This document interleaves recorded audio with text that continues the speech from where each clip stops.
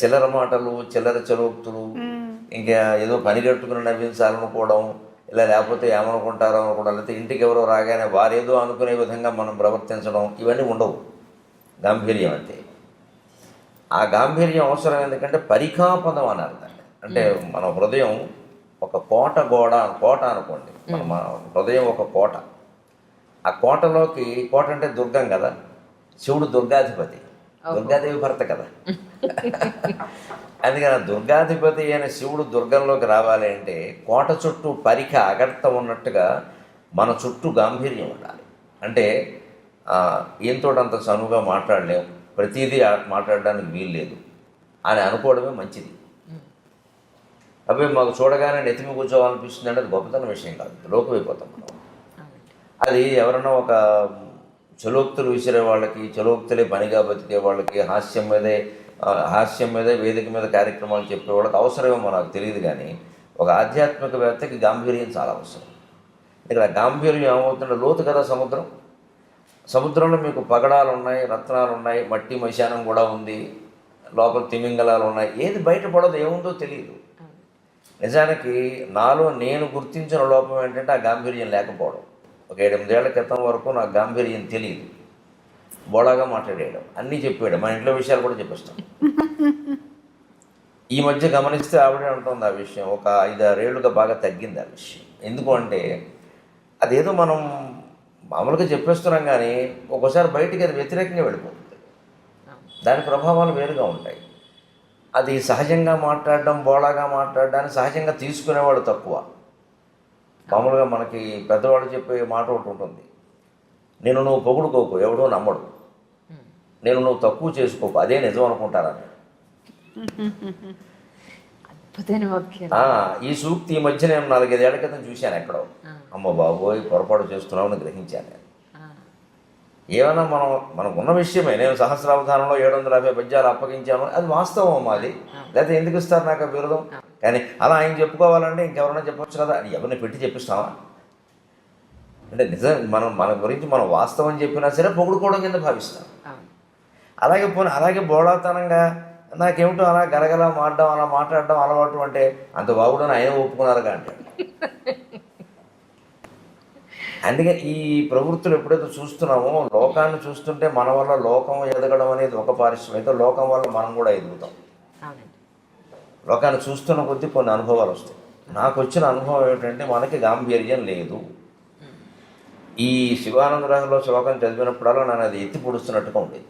నీవు ఉందా? మిగిలిన అందులో ఉన్నాయి. ధృతి, ధైర్యంగా ఉండడం, ఇంద్రియ నిగ్రహం ఉండడం, ఇవి నాకు భగవంతుడి దేవాలు నాకు ఉన్నాయి. గాంభీర్యం తక్కువ నాదు. ఎందుకంటే ఉన్నదన్నట్టు మాట్లాడేయడం, చెప్పేయడం. అందువల్ల గొడవలు పెద్ద ఏమి రాలేదు, అది పెద్ద నాకు ఎప్పుడు సమస్య కాలేదు. కానీ అనవసరంగా ఎందుకు మనం చెప్పాలి అసలు విషయం? మన ఇంట్లోనే కావచ్చు, మనం ఎవరితో పొద్దున్న కాసేపు మాట్లాడాం, ఆ మాటలు మనకి ఇంకోటితో చెప్పాల్సిన పని ఏంటి అసలు? అది ఒకసారి వాళ్ళకి ఇబ్బంది కావచ్చు, మనకి ఇబ్బంది కావచ్చు. అందుకని గంభీరంగా ఉందాం. నేను ఒక 7-8 ఏళ్ళుగా ప్రయత్నం చేసి ఉంటున్నా. ఆ గాంభీర్యాన్ని మీరు చూసుకోండి. కరెక్ట్ చెప్పారండి. కోపానికి గంభీరానికి మధ్య తేడా ఉంది. అది గాంభీర్యం మనిషి అలవాటు చేసుకోవలసిన లక్షణం. ఎవరైనా, ఆడ మగ ఎవరైనా. కోపం అనేది సరే ఎప్పుడైనా ఉండకూడదు. కోపం అనేది ఎప్పుడు మనకి పద్ధతిలో ఏం చెప్తానో కోపం తెచ్చుకోవాలి. ఆయన చెప్పారు కాబట్టి అలవాటు చేసుకున్నానని నాకు అర్థమైంది. నేను అనుకుంటున్నాను ఈయన 3 పూట్ల జపం చేస్తారా, అర్ధగంట చొప్పున. అది చాలా లోతైన పుస్తకాలు చదువుతూ ఉంటారు, ఆ విశ్లేషణ చేస్తుంటారు. అది సహజంగా వచ్చింది అనుకున్నాను నేనే ఈ శ్లోకాన్ని చూసి ఇలా నేర్చుకున్నాను అని చెప్తున్నారు. ఇప్పుడు అర్థమైంది నాకు. సార్, జనరల్గా మీ డే ఎలా స్టార్ట్ అవుతుందండి? మంచి ప్రశ్న, ఎంతవరకు ఎక్కువ మంది అడిగిన ప్రశ్న. 5:30కి లేస్తాను, 5:20కి లేస్తాను. ఎందుకంటే 10:20కి పడుకుంటాను సరిగ్గా. 7 గంటల లెక్క, మధ్యాహ్నం గంట లెక్క, మధ్యాహ్నం 1:30, 2:30. అందులో సాధారణంగా తేడా ఉండదు. 10 నిమిషాలు అటు ఇటు ఉండొచ్చు, కానీ తేడా ఉండదు అసలు. ఆ గంట సేపు మధ్యాహ్నం, రాత్రి 7 గంటలు, 10:20, 5:20. సరే 6:30 వరకు కాలకృత్యాలు, స్నానపానాలు సరిపోతే ఏమీ కాఫీ టీలు కానీ ఏమీ పుచ్చుకోవడం ఉండదు.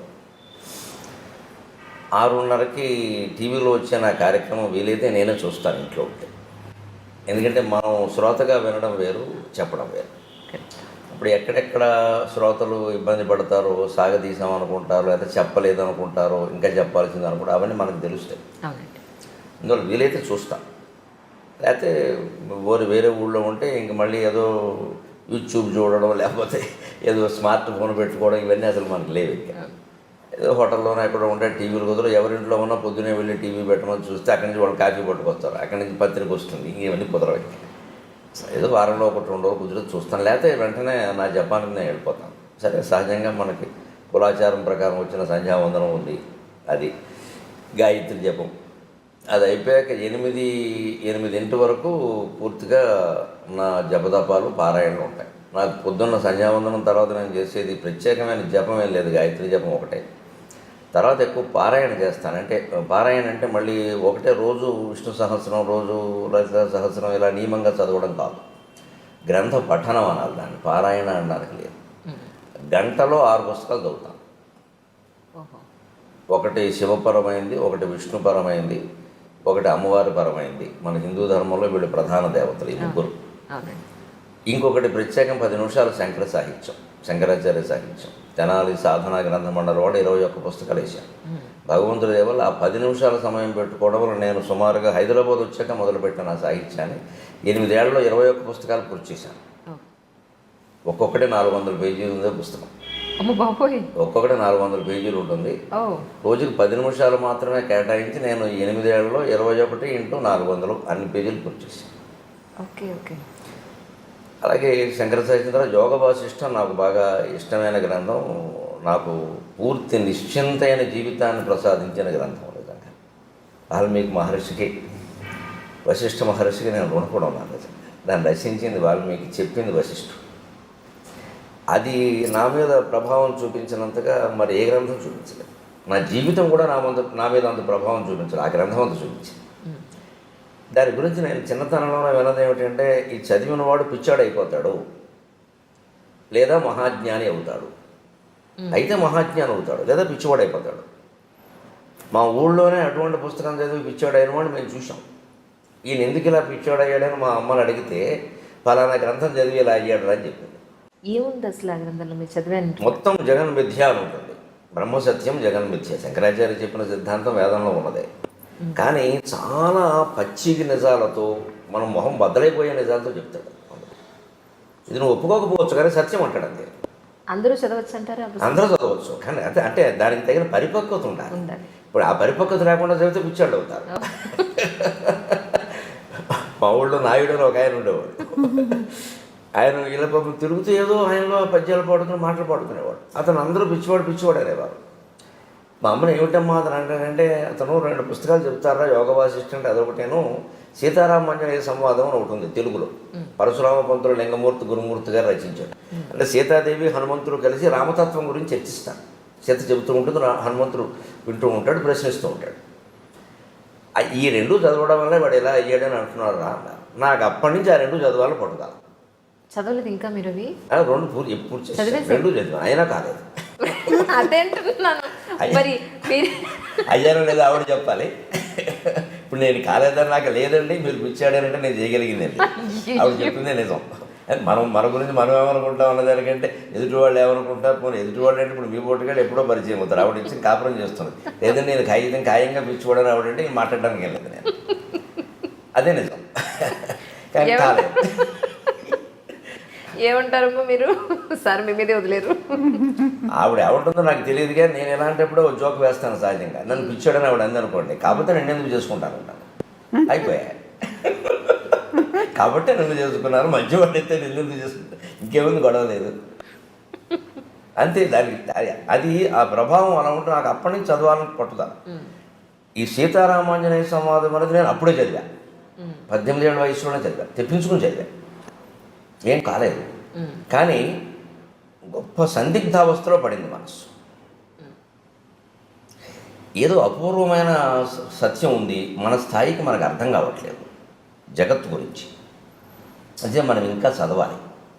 ఈ అండంలో ఏమైందంటే, మనస్సు హేతుబద్ధత లేనిది మనం అంగీకరించద్దు అనే నియమానికి వచ్చేసింది, ఆ ఆలోచనకు వచ్చేసింది.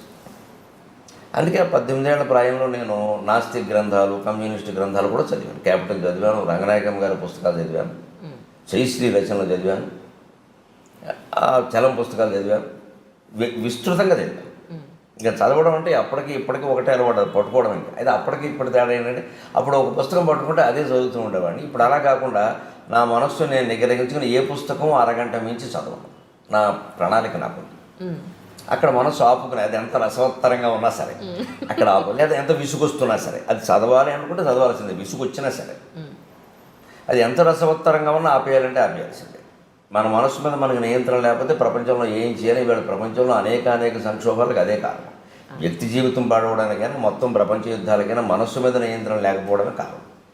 ఆ నియంత్రణ నాకు శివానంద లహరి చదివాక కలిగింది. అందుకే నాకు శివానంద లహరి చాలా నా జీవితాన్ని మొత్తం ఇలా మార్చేసిందని చెప్పచ్చు.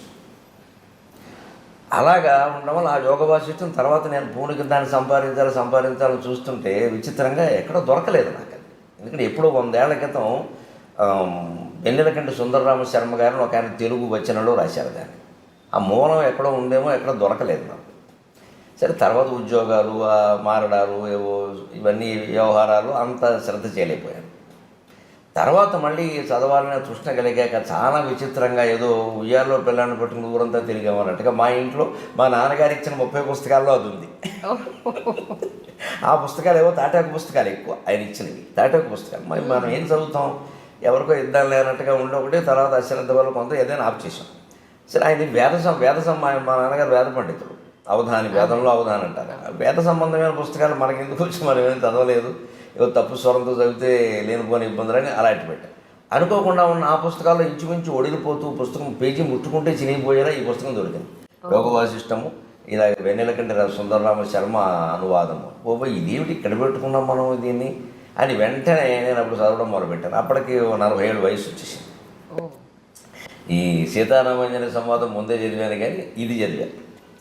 అప్పుడు మొత్తం ప్రపంచం ఎలాగా విడిపోయింది అంతే. నాకు ఒక ప్రయోగశాలలో ఓ పుష్పంలో వస్తువును అడ్డుకోత నిలువుకోత గీసేసి బకాలుగా విడదీసి పరిశోధన చేసి ఇదండి దీని విషయం అని బయట పెట్టేస్తాడు శాస్త్రవేత్త. నాకు జగత్తుకు సంబంధించిన విషయం అంతా బయట పడిపోయింది అంతే. ఇది నథింగ్. దీని గురించి మనం ఆలోచించాల్సింది లేదు. ఏదో నిర్ణయించబడిందో అది నడుస్తుంది, నడవని. మనం చేయాల్సింది ఏదో చేద్దాం. దేనికి చింతించాల్సిన పని లేదు, దేనికి పొంగిపోవాల్సిన పని లేదు. అప్పటికి నేను సహస్రావధానం కూడా చేసేసాను. సరే, ఇన్ని పుస్తకాలు చదివిన తర్వాత ఇప్పుడు మీకు మొత్తం అంతా అర్థమైంది అన్న దాంట్లో మేము అర్థం చేసుకోగలిగే పాయింట్ ఏదైనా, ఒక చిన్న విషయం ఏదైనా చెప్పగలుగుతారు మన మధ్యలో ఆపాను, సామాన్య ప్రజలకు అర్థమయ్యేలాగా? ఒక్క మాటలో చెప్పాలంటే, తనలో తాను రవంత మారడు జగత్తత్వంబు మార్పంగ ఆతని సంసారము సంపదల్ సమయమున్ తత్వార్థ విజ్ఞానమున్ వెనుకన్ ముందట చూడక అర్పణముగా వింసుం మహామూర్ఖుడు.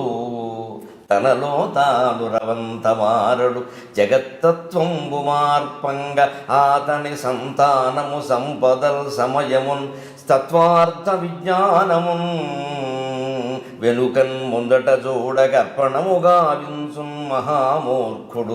ఇతనికిన్ లోనికి చూచు శక్తి నిడుమా తన్మూలమా దైవమా. ఇది నేను గ్రహించిన సారాంశం. ఎవరైనా గ్రహించవచ్చు. మనలో చాలామంది ఎక్కడ పొరపాటు పడతాం. వ్యక్తిగత జీవితం, సామాజిక జీవితం అని రెండు ఉంటాయని నేను అనుకోను. వ్యక్తిగత జీవిత ప్రభావం సామాజిక జీవితం మీద ఉంటుంది, సామాజిక జీవిత ప్రభావం వ్యక్తిగత జీవితం మీద ఉంటుంది. ఏదో గీత గీయడం కోసం మనం కొన్ని విషయాలు చెప్పడం ఇష్టం లేక ఇది నా వ్యక్తిగతం అని దాచొచ్చు, అవసరం కూడా లేకపోవచ్చు ఎదుటి వాళ్ళకి. కానీ నిజానికి దాని ప్రభావం మాత్రం మన సామాజిక జీవితం మీద కూడా ఉంటుంది ఖచ్చితంగా. అలా అంత ఖచ్చితంగా విడదీయాల్సిన పనే లేదు.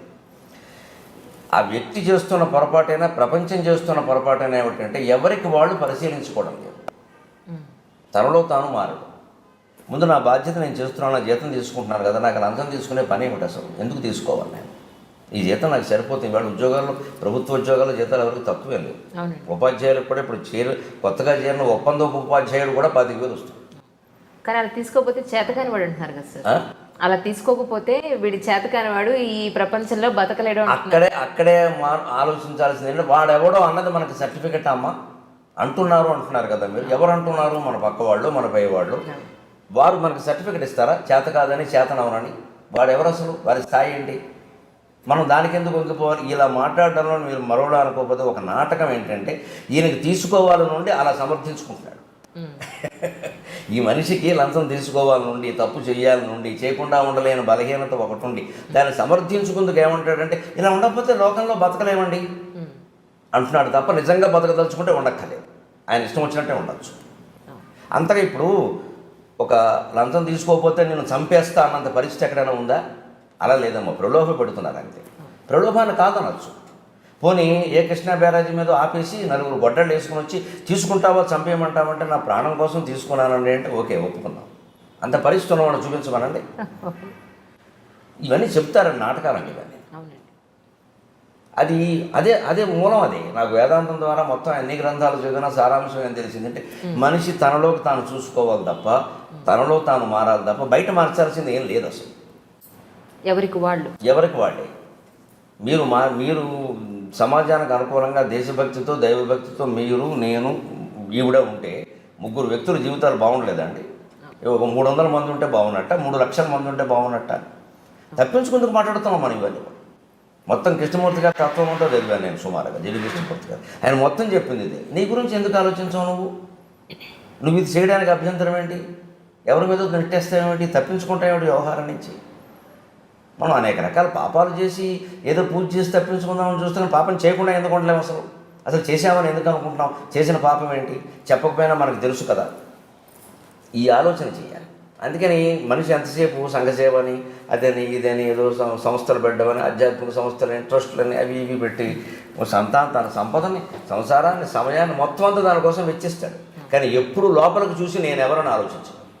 రమణ మహర్షి చెప్పింది అది, యోగ వాసిష్ఠం చెప్పింది అది. నేను ఎవరని ఆలోచించావా? ఆత్మతత్వ విచారం చేశావా? అది చేస్తే నువ్వు ఎక్కడికి వెళ్ళక్కర్లేదు. నువ్వు కూర్చున్న చోట కూర్చొని అదే తత్వంతో ఉండు. మారే చోట మారేదంతా మారుతుందని చెప్పి. ఇందుకేనేమో సార్ ఇంతకుముందు అనేవారు ఏంటంటే పొద్దున్న నుంచి సాయంత్రం వరకు రోజు అయిపోయిన తర్వాత ఈ రోజు అసలు మనం ఏమేం చేసాం, తప్పులు ఏం చేసాం, ఒప్పులు ఏం చేసాం, అబద్ధాలు ఎక్కడ చెప్పాం, ఎవరిని మోసం చేసాం, ఇవన్నీ రాసుకుంటే నిన్ను నువ్వు ప్రశ్నించుకుంటే ఇది ఎందుకు చేశాను అసలు అని నిన్ను నువ్వు కనుక ప్రశ్నించుకుంటే డెఫినెట్గా నీలో ఒక మార్పు వస్తుంది అని చెప్పాను. వస్తుంది, ఖచ్చితంగా వస్తుంది. అది అడిగితే ఈ రోజులు పరిస్థితులను బట్టి రాసుకోవడం కంటే మనసులో ఆలోచించుకోవడం మంచిది. రాసుకున్నది ఎవరికైనా దొరికితే ప్రమాదం. ఇప్పుడు మనకేదో ఒక చెడు ఆలోచన వస్తుందండి, అదేం మనం ఆచరణలో పెట్టాం, గాలిబాటం ఆలోచన. అది రాసేసామనుకోండి, ఎవరో పక్క వాళ్ళు ఎవరో చూస్తే అది ప్రమాదం. ఇంత దుర్మార్గంగా ఆలోచిస్తున్నావా అంటారు. ఆలోచన రాకూడదంటే అలాగా. అంచేతనే పాతకాలపు రోజులు వేరు, ఆ డైరీలు రాయడారు ఇప్పుడు రాయకూడదు అసలు ఎక్కడ. ఇప్పుడు మాట్లాడితేనే ప్రమాదంగా ఉంది, రాస్తే ఇంక చెప్పేది రాయకూడదు. మనిషి నిజాయితీగా ఆలోచించడానికి రాయాల్సిన పని ఏం లేదు, దాయాల్సిన పని లేదు.